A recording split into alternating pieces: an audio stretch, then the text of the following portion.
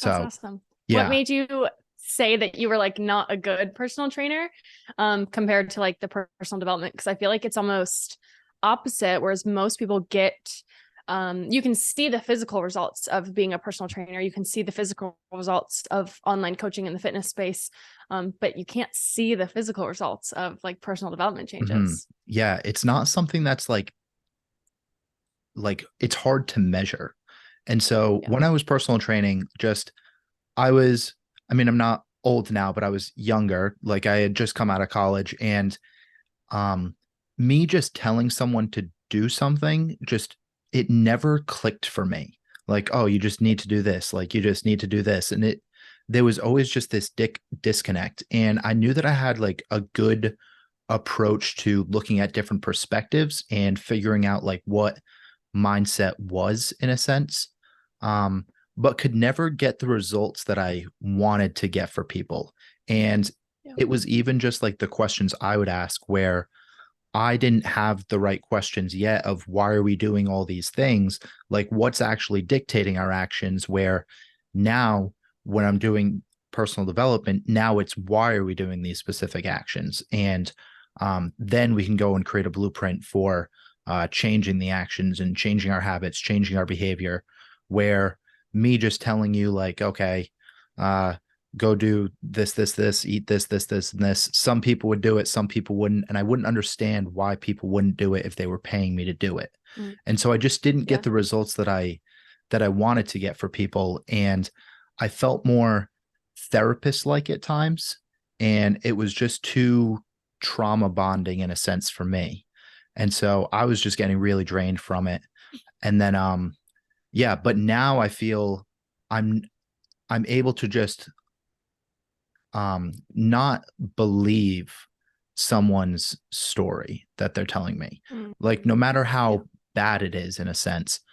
Not that I don't like believe and like want to sit there and cry with you whatever, but like I'm able to just disconnect from it and say, okay, like this happened, but it's not it doesn't define us now.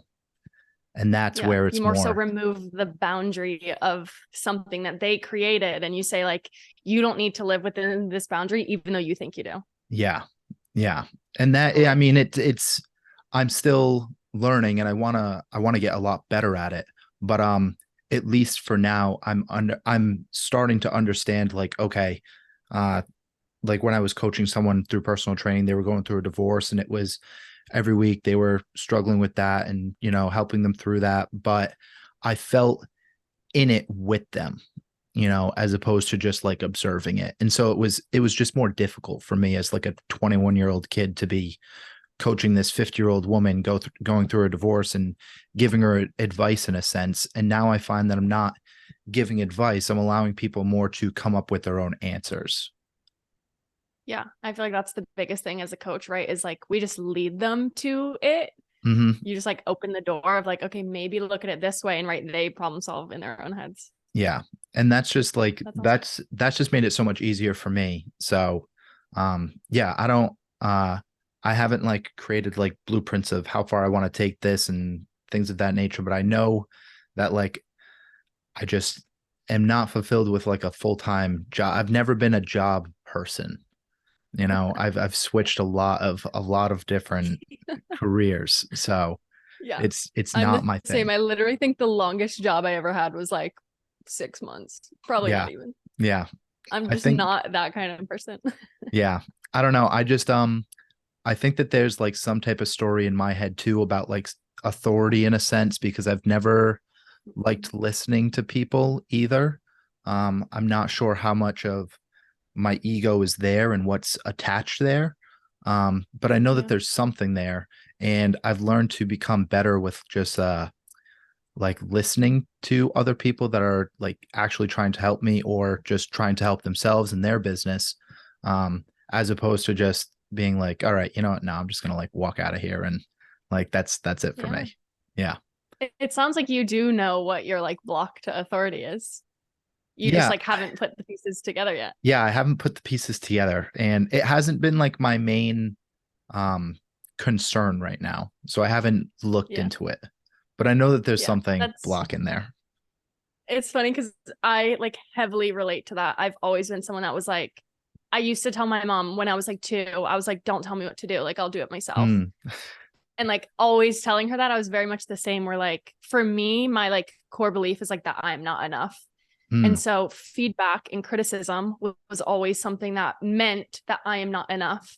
yep. So like, you don't think I'm doing the job well enough. And so it's so funny because you say like, I feel like I've switched the mindset to where you're at now too, where it's like anyone who has a better business than me, anyone who knows something that I don't know, Mm, even someone who like just has everyone knows something I don't know. And so just like hmm. dropping my ego to understand wherever they are coming from, they have something that I don't, like changes the game. And like, especially when it's your own business that you're caring about, like it makes Hmm. a world of a difference. Yeah. So it's I just love all of like the different shifts and different perspectives that I'm able to look at now as opposed to before, just a little bit more closed-minded. And even though you have more than me in a sense, I am not going to listen to you because I think that my way is the correct way instead of seeing all the different paths that there are to get there, you know? Yeah. Yeah. So And it all it's really depends like who you follow and who you surround yourself with. Like, who are you learning from? mm, Because there's so many coaches, especially like the fitness industry is the easiest one to like relate it to. But there's so many people who are like, this is the only way to do this. This is the only way you're going to see results. And then when you mhm. start listening to those people, you're like, am I doing it wrong? Like, are they the only ones who know the secret sauce? But like, fitness is such a great example of like, you could do 70 different diets that all lead to the same outcome. Mhm. And so like, why aren't we open-minded enough to like be like, yeah, you want to do keto and I want to do macros, like we're both going to lose the fat, like what does it Yeah. matter? Yeah. It's very interesting when we look at that, just like in terms of um like how binary thing like people can be. And not even just that, but like finding like their own niche within like fitness and things like that. And that's what works for them. And then finding their group that's gonna relate to them best and that's what's gonna work with them best. Um But what was I gonna say there? But yeah, like even just looking at like all the different people that you follow and um the different people that you follow and how much input is actually coming in, you don't realize how impactful it is for you until you take a step back for a second and you're like, oh my God, like this is the only person that I listen to. And then you have all these different thoughts that are being created, um, and it's just because of like all of the inputs that you're actually taking, as opposed to just like sitting there and learning to have your own thoughts. How many thoughts are from someone else as opposed to thoughts from you? Totally. And it's about looking at it through a lens of like understanding the way that social media works, Mm, where like I graduated with a marketing degree. And so I hmm. understand like the quick grabs to attention. I understand what that looks like.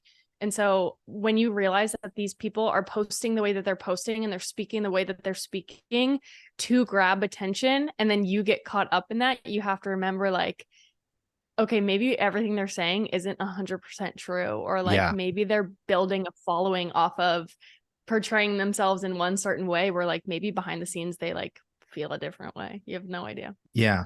It's because how has your and I we can just like if this is how we start the podcast, that's cool with me. Like I Yeah, feel that's like I fine. just start it differently each time. But for you, how has it been, um because you have a larger following as well, at least in perspective for me, you know?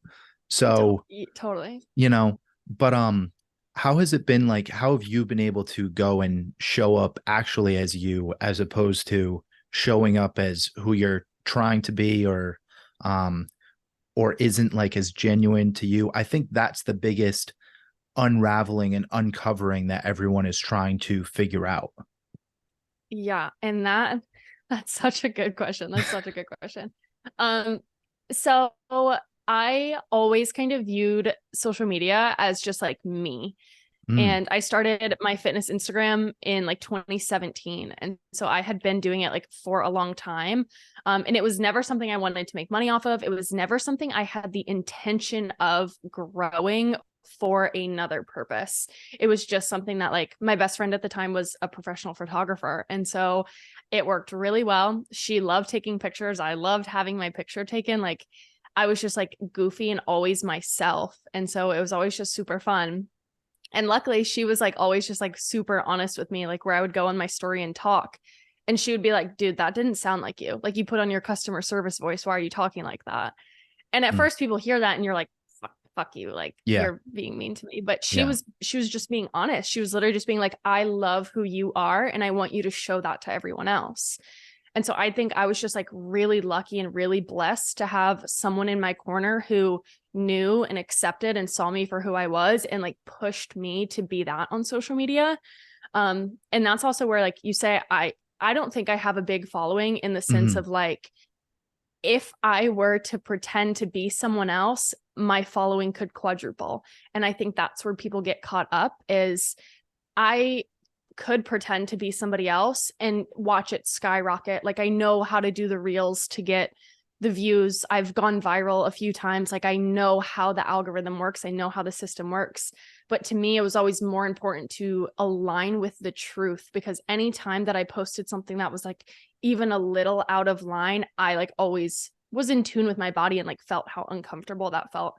And so just like making sure I always came back to that. And even when you do start going viral and people do start like commenting on you, it can be really discouraging, which I feel like is something that not a lot of people understand is Mm. everyone's like, yeah, I want to go viral because then your followers shoot up. But like I say, going viral is one of the worst things that you could ever do, because people are going to come for you and they're going to Yeah. look at everything that you do. And it's scary and terrifying. And at the same time, like I always repeat the quote, like I would rather be hated for who I am than loved for who I am not.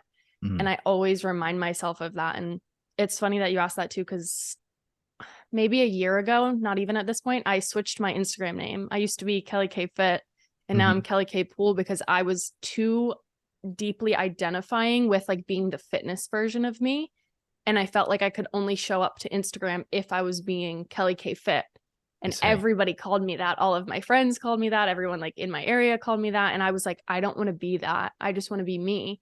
And so like even being able to be aware enough Mm-hmm. to change as I alter is something that I tell everybody. But like to me, it's like the man in the arena quote where Mm-hmm. people are always going to say something about you if you're the one in the spotlight. And I'm like, you don't do it. Yeah.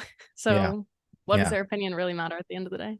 So when your friend was just taking photographs of you for your Instagram and things of this nature, when you were like first just getting it started, was how you were showing up in that relationship, did you feel like that was like the most genuine you, and that's why you took her advice in a sense to heart the most? Totally. Yeah. Okay. She was somebody who like literally just like saw me for me. And we just like were two peas in a pod, just like absolutely best friends. And so I felt like she was the first person who like knew all the like dark side of me, but Mm-hmm. like only chose to like celebrate and see the light, which is like something that really meant a lot just to me as a person. Cause I feel like so many people see like negative character traits and they like immediately write people off. Whereas she kind of allowed me to like see the full understanding that someone can love you for like all of who you are. And that's, yeah, like when I guess it's just like so important to have somebody that you trust in that regard to like call you out on that stuff. And like I was that person for her too. It was like, it was a two-way street. Mm-hmm. And so I would tell her, like, if I didn't like something, she knew. Like, Yeah. it's not like we had to sugarcoat anything. And that's why I feel like I have a hard time making friends, because like I'm not Mm-hmm. going to lie to you, but Mm-hmm. I expect the same thing in return. Like I expect your honest opinion. If I really trust and respect you, like your opinion is going to mean a lot. Yeah. And now when you were first going through that different identity shift in a sense from Kelly K Fit to just Kelly Poole, more of who you are, what were some of just the challenges, even just from was there like a backlash from different people that follow you, or were more just there for your fitness advice and your fitness realm? Or was there not much like um, backlash to get started? Yeah. So I wouldn't use the word backlash, Okay. but just when people know you for a long time, like I was Kelly K Fit for 5 years, 5 or 6 years. And Mm-hmm. so when people know you in a certain light, it can be really hard for them to catch up to the fact that like you are transforming. Humans don't like change. Like they want Mm-hmm. everything to stay the same. And so I get fitness questions all the time. If I post a question box, the only questions I get are about fitness, Mm-hmm. which is cool because it's such a huge piece of my life. And at the same time, like it's been 8 months, I think, and people are still think that I'm Kelly K Fit, which is Mm-hmm. more confusing, I feel like, for me than it is for anyone else. And it can be discouraging in the sense of like, I want to expand my horizon and I want to Mm-hmm. be like you, like I want to be a life coach. That's exactly what I want to do. Mm-hmm. And fitness and wellness is a huge part of who I am. It's a huge part of what I believe goes into life coaching. Mm-hmm. Because if you're not taking care of your health, you're not bettering yourself, like you're missing a Mm-hmm. huge piece. And at the same time, like my audience definitely holds me back in fully pursuing that, I would say. Okay. Now, why are you starting to make the transition into life coaching as opposed to just the physical aspect of it?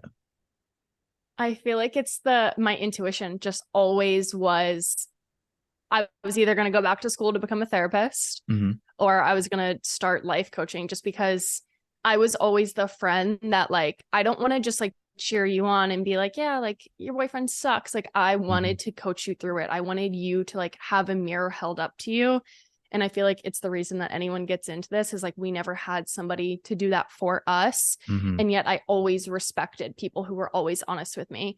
And that's why like Nick is such a great example because he's not going to sugarcoat anything he says to you. He's always just going to be like, this is exactly what it is. Look at yourself. Mm-hmm. And I've always just found such love and joy and like true fulfillment in giving other people the space to be the best version of themselves. Because when you are like a deep thinking and a deeply feeling person, Mm-hmm. your mind can play tricks on you. And like Yeah. having one person to believe in you is the greatest thing that you could ever have. Yeah. It's interesting because like I hadn't had the amount of business that you had either, just as we were chatting before, but just like from my personal training and coaching experience to where I'm at now, like it's that similar transition. And I'm going through like that same type of identity shift in a sense of, okay, I was just like the personal trainer, kind of online coach guy, not really though. I don't try to sugarcoat that and make me into something more than I was. But now I do more of the personal development coaching and life coaching. And just as we were talking before, where I used to do that trauma bonding in a sense, is that something that you have found difficult for you to, when someone is sharing those intimate and deep details of their life, to go and sit in that fire in a sense with them? Or are you more able to observe them, look at it from a different perspective, and help guide them through and help them find the answers that they're looking for? Or is it something more of the other side? I think it's exactly what you said, where like, if you would have asked me that a few years ago, like, hell no, I wouldn't have been able to sit with absolutely anybody. But now it really is like, if like I have girls just like cry on the other side all the time. And I can Mm-hmm. so just like sit there and hold the space for them and like allow them to know that it's okay, because no one ever told me that it was okay to cry. Like no one ever Mm-hmm. gave me that space. And so like at some point I figured out how to do it for myself. And then I figured out how to allow other coaches and therapists and people to do that. And obviously your journey is a journey. Like I'm Mm-hmm. still on that for myself, but it's so easy for me to hold that space and like guide somebody to the potential that like I see that they see within themselves. Yeah. So a few years ago, when it might not have been as easy for you to do that to where you're at now, what is the shift that happened in order for you to be in this spot now? I was just thinking about this because like I assume it's what everyone calls their like awakening moment. Mm-hmm. And I think it was just, I can't even like pinpoint an exact moment. I think it was just the intuition thing.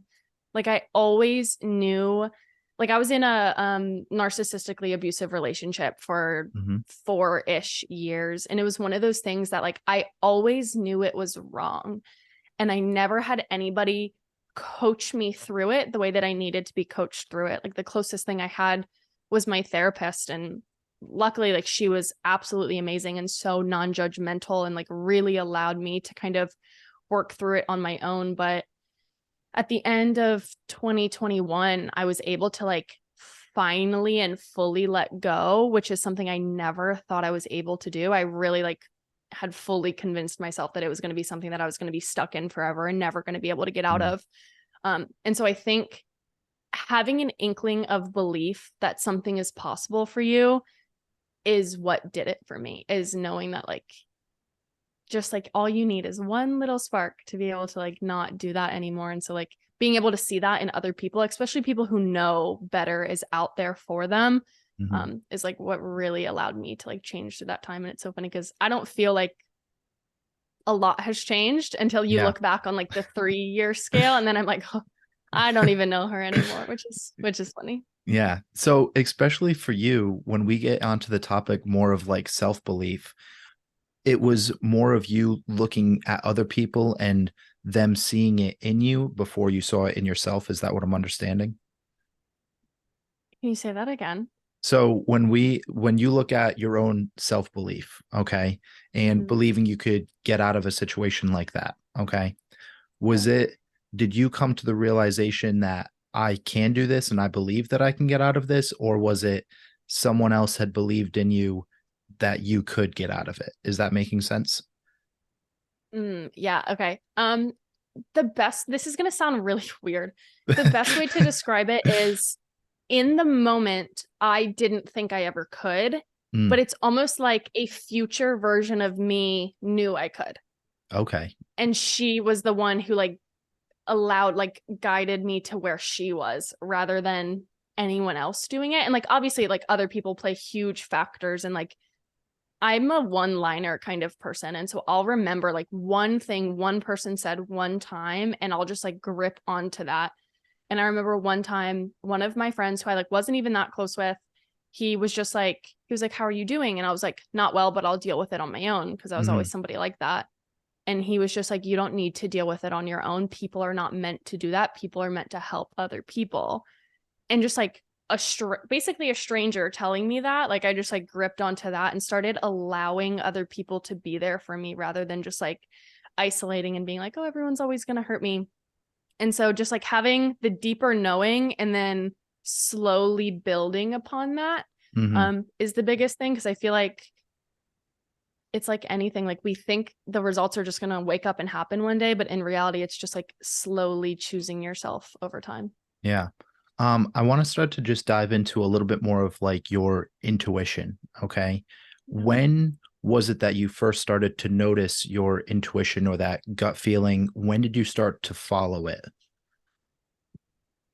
The I've always been a like it's so just I feel like that's a horrible answer, but I've always Okay. been like in high school, we would go to like parties and I Mhm. would just be like, we have to leave right now. Like Okay. if I just like saw something that I didn't want to see or just like had this feeling. And then we would find out that like the cops came or somebody got hurt or just Hmm. something like that, where I kind of always had these little things that would happen and Interesting. then they got like reaffirmed. Um, and then even like I was supposed to go to the University of South Carolina to go to college. Hmm. And I went there for 4 days. And then like everything in my body was like, no, wrong, Hmm. leave. You're not supposed to be here. And so I've always, and it luckily for me, like I've always had parents that highly support exactly whatever I want to do. My mom's always been Hmm. like, whatever's going to make you the happiest, do that. I trust you. I believe you. And so it's I guess like the affirmation that my mom always was like, yeah, listen to your gut. Whatever your gut says, it's absolutely right. Hmm. And so having that like reassurance in that, Yeah. and then just following that, like I remember after I came home from that, I was like, I'm moving to Arizona. And everyone was like, okay, sure. Cause I had lived in Maryland at the time. And I was like, no, Yep. I'm moving. You guys don't get it. Like, yeah. And I think even just like before that, like it's when you're 19 and like you're in love with your whoever the person that you're with is, like you will do anything to be like blinded to everything happening around you. And I feel like Hmm. I always knew that he was like bad news, but my intuition was always telling me to leave and I just like was never able to. And so I think I like if you've ever been in a narcissistic relationship or ever have Mm-mm. experience with that, it basically like they block your intuition. They take an empathetic person and they block your intuition from you. And so I spent like 19 to 22 being like fully blocked by my intuition, which Mm. was kind of crazy. And that's like the period I'm in now of like adjusting my business and deciding who I am, because my Yeah. intuition was blocked for so long. And so like learning to reconnect those two things, when like I was always someone who was very in touch with my intuition, even if it didn't make exact sense to me. And so it's definitely hard, to say the Yeah. least. Yeah. So what have you been doing in order to get that intuition back and more of a better relationship with who you want to be in your business? What are some of the starting steps that you've taken? That's a good question. I feel like the best thing is just like leaning into anything that I find really uncomfortable. Oh, Um, like for example, Nick posted it before the first Rise event. He was like, if you have resistance to come, that's why you need to come. And he's just been like, his mastermind, I've been in it for I feel like almost a year now, probably just mm-hmm. shy of a year. And just like learning about awareness, learning about my consciousness, learning about my subconscious. Like I was never a reader, and I decided this year that I'm a reader. And so Okay.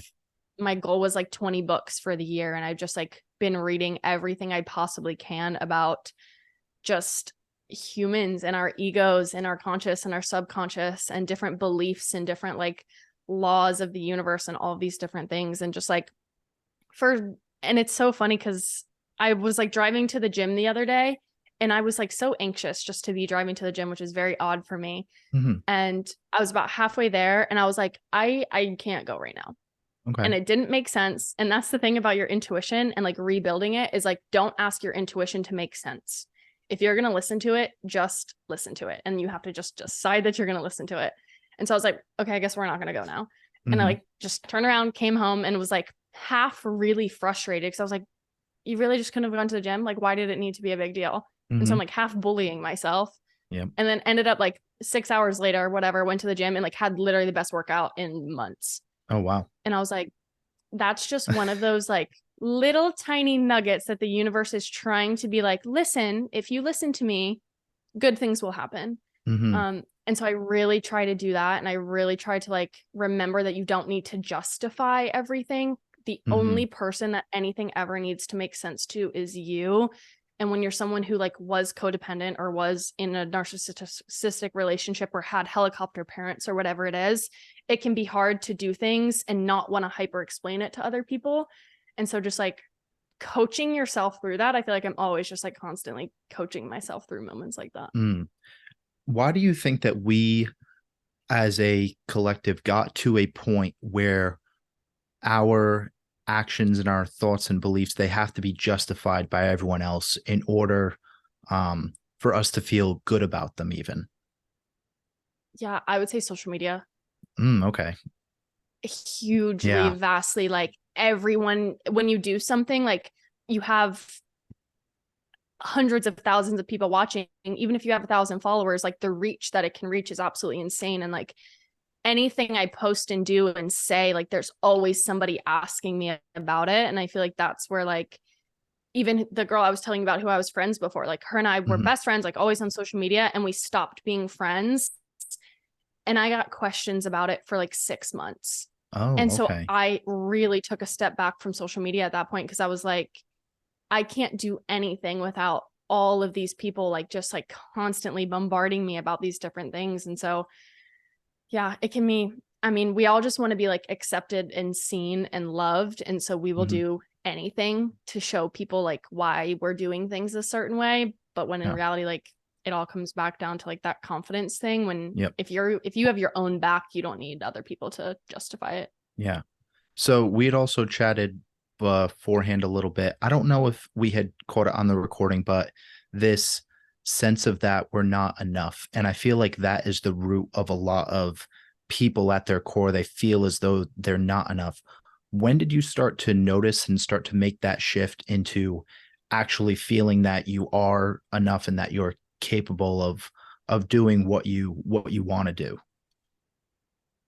I would say this is just again like when things start lining up in Mm-hmm. the reason that they're supposed to. Mm-hmm. Through one girl, I met another girl, and she ran a tanning salon. Mm-hmm. But then her tanning salon, basically they like a bunch of things happen. This all makes sense in a second, I promise. Yep. It's okay. Um A bunch of things happened where she basically like they had to move locations. And so she Mhm. basically had this year off where like all the construction people are building her new tanning salon. And she really dove deep into like her spirituality. She became Reiki certified, just like truly like opened up to like the energy world.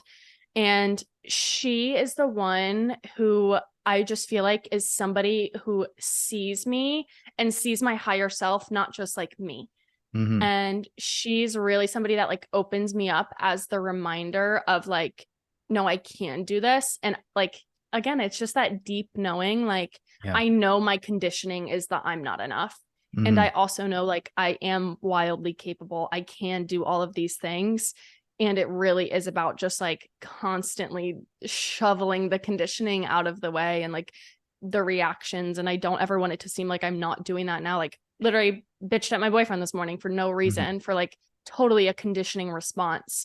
But Mhm. that's what it's about, is like shortening the time in between the reaction that you have and your awareness of it. And so like that's what it is like, do I still have the core belief that I'm not enough? Like Mhm. absolutely. But do I also have like the deep underlying knowing that like I am capable of so much? And when I step into that power, like watching everything I create, like I built a 6-figure business and I've rarely stopped to like clap for it. Like I'm always Mhm. like, not enough. Everyone else is doing better. Like I should probably just give up. I should literally quit and go Yeah. get a 9 to 5. And so like it's normal, I would say, is the thing. And just like constantly reminding yourself. And like I'm big into Joe Dispenza and energy and all of the things. And that Mhm. really is one of those things that like allows me to Mhm. like feel the feeling of being enough. And if you can feel Mhm. that, then like you can make it happen. So someone that may have been in your position and hasn't gone through as many shifts that you've gone through and has a lot of blockage for them, where would you recommend that they start? Oh my God, that's a good question. I would say if you're not in therapy, go to therapy. And I know that Mhm. that's going to be an unpopular opinion because a lot of Mhm. like life coaches and personal development coaches are like, they're like, yeah, therapy's great, but whatever. When you Mhm. find a really, really great therapist, they are one of the first people that can coach you through just becoming aware. Um, and like I was totally unaware when I hired a therapist. Like I hired a therapist because my boyfriend at the time told me that I was bipolar. Like I did Mm. it because I wanted to prove something. But when I got there and started like realizing these different things, even just like opening up an inkling of like consciousness and awareness is Mhm. step one. And so it's so funny because I think that therapy is so common now. And Mhm. even in like the masculine world too, like it's really hard to like push somebody to do that and to push them to be okay to talk about their feelings. And I feel like there's a huge association with everything that like, oh, I'm good the way I am. And I'm like, maybe I've just never been a person who's like content with where I am. And I've always Mhm. been looking for deeper growth. And so I would say if you are someone who has always known that there's more out there in life for you, find somebody who you look up to, find somebody who knows one thing better than you, find a therapist who you semi align with, and like allow that to question you in a way you've never been questioned before. Mhm. And then once you tap into that, like once you even just take one elevator ride up in your level of consciousness, you become aware to like all the possibilities of things like energy coaches, personal development coaches, business coaches, like Mhm. spiritual energetics coaches. You start you attract those people too. And Mhm. even just like mutual friends. I've gotten book recommendations from people that have like changed my life. Mhm. And that's what it's about, is like, if I would have never gone to therapy, I would never have said this thing, then I wouldn't have this mutual friend who recommended this book, which then leveled me up in this way. And it really is just like, take one step forward of whatever the most uncomfortable thing to you is. That makes a lot of sense. And I've had my own, and people that have listened to the podcast understand that I've had my own therapy interactions as well. Like I went to a therapist for about a year or so, and um, there's no ill will against the therapist that I had, but I felt as though I was just seeking more than what I was getting. Um, I was looking to get more into like why I believe what I believe and why I'm actually doing the things that I'm doing, and not just sitting there and chatting about like my day and things of that nature. I wanted to just go so much deeper with it, but it just wasn't his style, which is okay. So I Totally. think just finding that person that's gonna, like, having the expectation from both of you and setting those expectations, then you can go and find something better.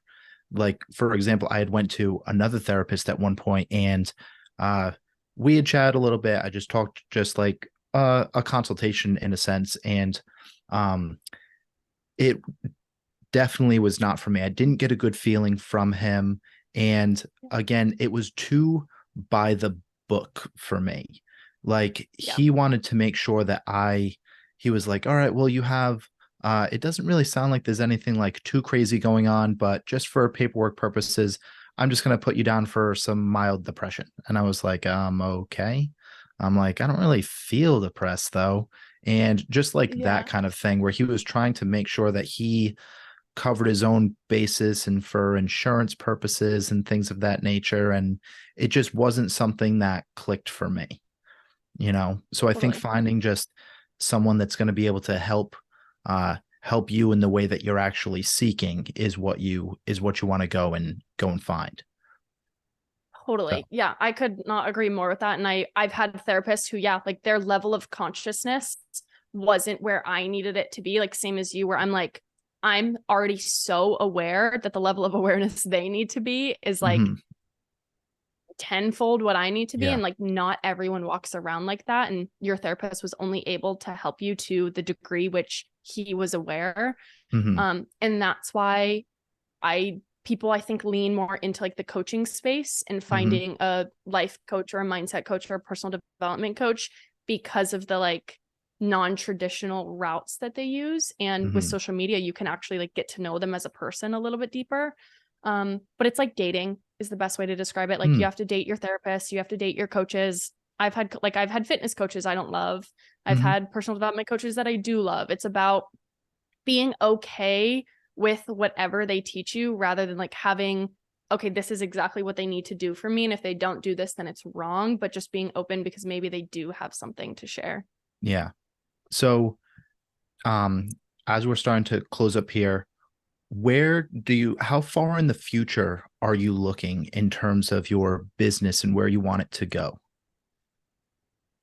I feel like this is a crazy question because I am not at all. We were both on a call last night where she hmm was basically describing like brand identity and morphing through time and all of these different things. And I'm in a phase of like needing to kill off something to hmm decide what I want to do next. And I thought I had an idea of what I wanted to do next, but the more I realize it, the more like I do just have a calling to be a life and like mindset coach. And that's what I want to do. And so I've always known that. I'll figure out an hmm exact way of what that looks like. hmm But right now, I have genuinely no idea, but I'm hmm open to whatever God, source, the universe hmm lets me do and allows me to like share what I want to do. Yep. Um, I try not to look too much into the future about what it's going to look like, more so like what it's going to feel like, Mm. and what my own life is going to look like. I've never been someone that's like super, I feel like it's so funny. I've never been someone who's super business driven. hmm More so just like feeling driven, what I want my life to look like, who I want in my life, that sort of thing. Um, Yeah. and so it's interesting. I feel Yeah. like I differ from a lot of entrepreneurs who are very, very business driven and make $1 million businesses, and that's amazing. And to me, I'm just like, I'm just having fun. Yeah. Yeah. It's always interesting to ask someone that question, because there's so many different people that live exactly for the present, or get stuck in living for the future, or even the people that get stuck living in the past, and just diving into each person's perspective and how they feel about each of those realms is always going to be a unique answer. And then figuring out what I want, not even based on their answers, but at least seeing another perspective of it. And this is how they do it. This is what's going to work best for me. This is what works best for me right now. And Yeah. going from there. But Yeah. we'll get into our last question. So I have a guest from the last podcast that asked the next person a question. Okay. That's so cool. So this is from Vasilis Axios. And this this may be an easier question for you since you have a boyfriend. What is the most important quality when looking for a partner?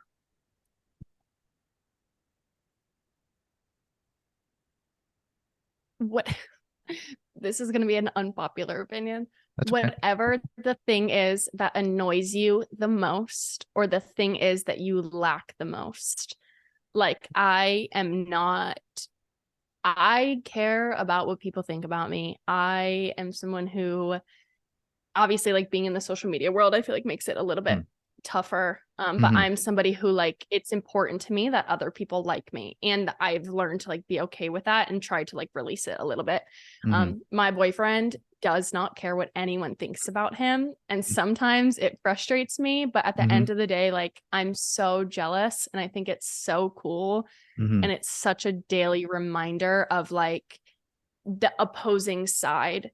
And so I like, we have obviously so many traits that are in common, which is great and Mm-hmm. amazing, but finding someone who challenges you in ways that you don't even quite yet understand, Mm-hmm. like day to day, like, he's the biggest reminder that I need, that like, it doesn't matter what other people Yeah. think. That's so interesting how not even that you're opposites, but that major component of being an opposite is what brings you so close together. That's really cool. Yeah. So, Yeah. And it's one of those things that like it could potentially cause huge divides, just because like I've never met two people who think more different than my boyfriend and I. yep. But like, I don't like being in a relationship that doesn't challenge you, I feel like is like the biggest waste of time. Yeah. So Kelly, let's just thank you for being here today. And where can we find you? I'm Kelly K Poole on Instagram. I think I'm Kelly K Poole on TikTok as well. I'm mainly on Instagram.